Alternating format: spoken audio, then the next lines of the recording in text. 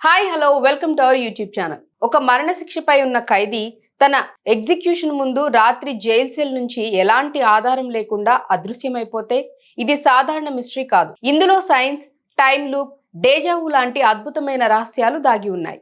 ఇది ఒక thrilling science fiction drama అని కూడా చెప్పొచ్చు. ఇంతకీ ఏంటా మూవీ అనుకుంటున్నారా? అదే ఆరంభం. ఇది 2024లో వచ్చింది. మరి ఫుల్ స్టోరీ ఒకసారి చూసేద్దామా? కథ కలఘాటి జైల్లో మొదలవుతుంది. ఖైదీ నెంబర్ 299 మైగేల్ మరణశిక్షకు గురై ఉన్నాడు. ఎగ్జిక్యూషన్ ముందు రాత్రి అతను సెల్ నుంచి పూర్తిగా అదృశ్యమైపోతాడు. ఎక్కడా తాళాలు తెరిచిన గుర్తు లేదు, ఎలాంటి ఆధారాలు లేవు. జైలు అధికారులు షాక్ అయిపోయి ఇద్దరు ప్రైవేట్ డిటెక్టివ్లైన చైతన్య మరియు మాధవ్ని పిలిపిస్తారు. డిటెక్టివ్స్ జైల్లో మైగేల్ రాసిన డైరీని కనుగొంటారు. అందులో కొన్ని విచిత్రమైన విషయాలు ఉన్నాయి. జైల్ ఇన్మేట్ గణేష్ నుంచి కూడా కొన్ని సూచనలు తీసుకుంటారు. ఈ డైరీ వారిని ఒక గ్రామీణ ప్లాంటేషన్ ప్రాంతానికి తీసుకువెళ్తుంది. అక్కడ లీలమ్మ అనే మహిళ ఉంటుంది. చిన్నప్పటి నుంచి ఆమె మైగేల్ ని అనాథగా పెంచింది.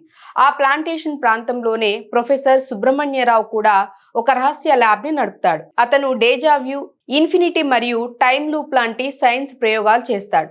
మైగేల్ ని చిన్నప్పటి నుంచి తన ప్రయోగాలకు ఉపయోగించుకుంటున్నాడు.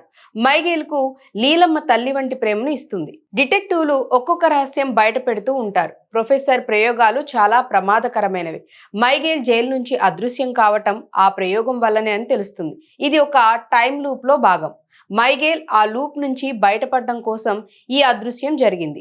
ఇక క్లైమాక్స్ లో అన్ని ప్రశ్నలకు సమాధానాలు వస్తాయి. ఆరంభం అంటే ఏమిటో, ప్రొఫెసర్ ప్రయోగం ఎందుకు చేశాడో, మైగేల్ నిజంగా ఎవరు అన్నీ బయటపడతాయి. మైగేల్ తన తల్లి వంటి లీలమ్మతో గడిపిన క్షణాలు హృదయాన్ని కదిలిస్తాయి. చివరికి కథ ఒక ఆశ్చర్యకరమైన మలుపుతో ముగుస్తుంది. సో ఫైనల్ గా ఇది ఆరంభం మూవీ ఫుల్ స్టోరీ. ఎలా అనిపించిందో కామెంట్స్ లో చెప్పండి. అలాగే వీడియో నచ్చితే మా ఛానల్ ని లైక్ చేయండి, షేర్ చేయండి, సబ్స్క్రైబ్ చేసుకోవటం మర్చిపోవద్దు. బాయ్.